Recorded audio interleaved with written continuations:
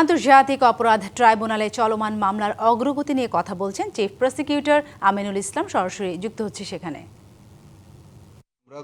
কেউ কোনো অপরাধ, কেউ কোনো ধরনের ত্রুটি বিচ্যুতি হলে সেটা আমরা ছাড় দেব না, এবং এটা আমাদের খুব ক্লিয়ার মেসেজ। আমরা বরাবরই আমি বলে আসতেছি, ভবিষ্যতে একই বক্তব্য।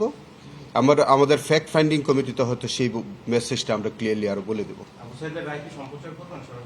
আচ্ছা, আবু সাঈদের রায় জাজমেন্ট সম্প্রচারের বিষয়টা কিন্তু আমাদের আইনে নাই। আমাদের আইনে আছে যে কোনো প্রসিডিং আমরা সরাসরি সম্প্রচার করার একটা বিধান আছে। তো তারপরেও কোনো রায় হয়তো আমরা সরাসরি সম্প্রচার করতে পারি, না করতে পারি, সেটা আমরা এখনো চিন্তা ভাবনা করি নাই। আমরা চিন্তা করে দেখি যে আমাদের কোনটা সরাসরি সম্প্রচারে যাব, কোনটা যাব না।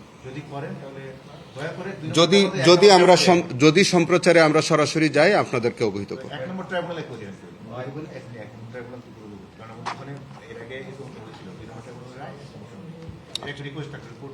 আচ্ছা, দেখি ইনশাল্লাহ জাজমেন্ট হয়ে যাবে ইনশাল্লাহ, আশা করি। আমি ভরসা রাখি হিরন স্মার্ট ওয়াটার পিউরিফায়ারে।